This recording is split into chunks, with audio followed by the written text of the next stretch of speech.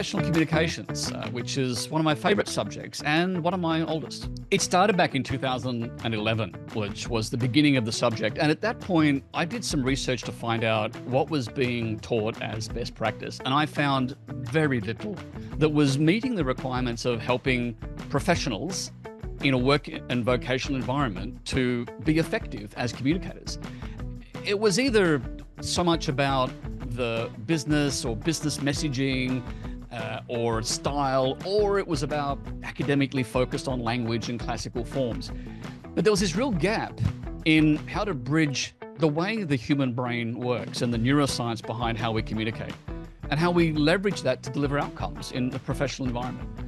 But people typically communicate mostly by habits that have formed over their entire lifetime. And I wanted to look into why those habits form, why don't they always work, and how can people actually fix that? Which brings us back to how the brain works. But talking about neuroscience, it's pretty dry and dusty kind of content for MBA. So my challenge was to translate those core ideas into practical tools, logical connections.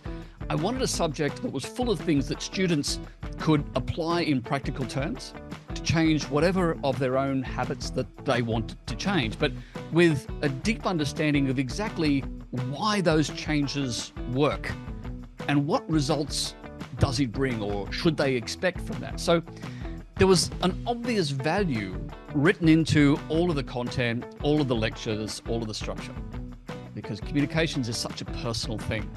And I needed it to be something that was not just educational, but also transformational for the students in it.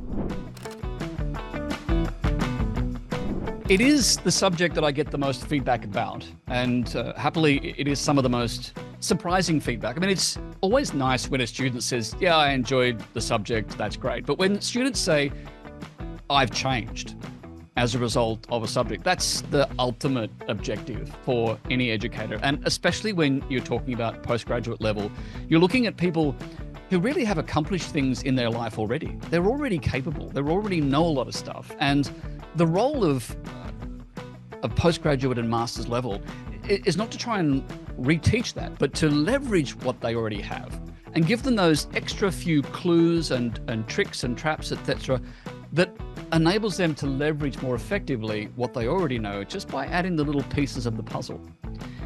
But knowing things is not enough. I wanted to give students a way to be able to actually evolve through that. One of the first things I had to do was to learn how to remove all of my own filler words. As a presenter, I needed to learn how to drop all the ums and ahs. And when I researched and figured that out, I learned that it was really just in understanding the way the neuroscience works. So learning why it happens, why the change tactics work, that's what makes it real and valuable. So I try to do that with all my subjects, actually, all the content, all the concepts, trying to make it practical and tangible.